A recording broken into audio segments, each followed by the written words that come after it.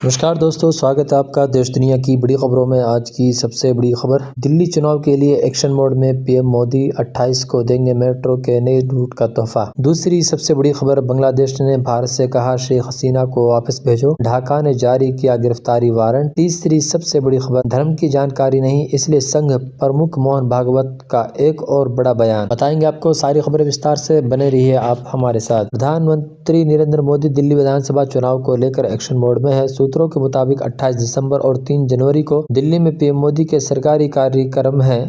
PM Modi 28 दिसंबर को दिल्ली में Delhi metro के फेज 4 के तहत रिठाला नरेला कुंडली लाइन का शिलान्यास करेंगे। केंद्रीय कैबिनेट ने 6 दिसंबर को इस रूट को मंजूरी दी है।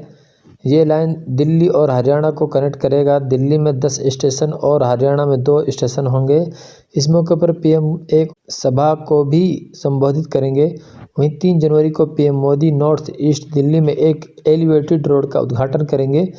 पीएम यहां पर भी जनसभा को संबोधित करेंगे। दूसरी सबसे बड़ी खबर, बांग्लादेश की यूनियन सरकार ने सोमवार को पूर्व प्रधानमंत्री शेख हसीना के खिलाफ गिरफ्तारी वारंट जारी किया है। बांग्लादेश सरकार ने आज भारत को एक राजनयिक पत्र लिख हसीना को ढाका वापस भेजने को कहा है। बांग्लादेश के अंतर्राष्ट्रीय अपराध न्यायाधिकरण IECT ने हसीना और कई पूर्व कैबिनेट मंत्रियों, सलाहकार और सैन्य नागरिक अधिकारियों के खिलाफ मानव अपराध और नरसंहार के लिए गिरफ्तार वारंट जारी किया है। बता दें कि शेख हसीना 5 अगस्त से भारत में रह रही हैं। बांग्लादेश में कुछ महीने पहले छात्र नृत्यों में हुए हिंसक प्रदर्शन के बाद वो देश छोड़कर भाग गई थी, जिसके बाद उनकी सरकार गिर गई। बांग्लादेश की अंतरिम सरकार के विदेश मामलों के सलाहकार तौहीद हुसैन ने कहा है कि हमने भारत सरकार को एक मौखिक नोट भेजा है जिसमें कहा गया है कि बांग्लादेश न्यायिक प्रक्रिया के लिए उन्हें वापस चाहता है। इससे पहले सुबह गृह सलाहकार जहांगीर आलम ने कहा कि उनके कार्यकाल ने भारत से अपनी अपदस्थ प्रधानमंत्री के प्रत्यर्पण की सुविधा के लिए विदेश मंत्रालय को एक नोट पत्र भेजा है। तीसरी सबसे बड़ी खबर, राष्ट्रीय स्वयंसेवक संघ के प्रमुख मोहन भागवत ने एक और बड़ा बयान दिया है। लोगों में धर्म का सही ज्ञान नहीं था इसलिए अत्याचार हुआ। महाराष्ट्र के अमरावती में महानुभाव आश्रम के शताब्दी समारोह को संबोधित करते हुए भागवत ने कहा कि धर्म का आचरण करना ही धर्म की रक्षा करना है।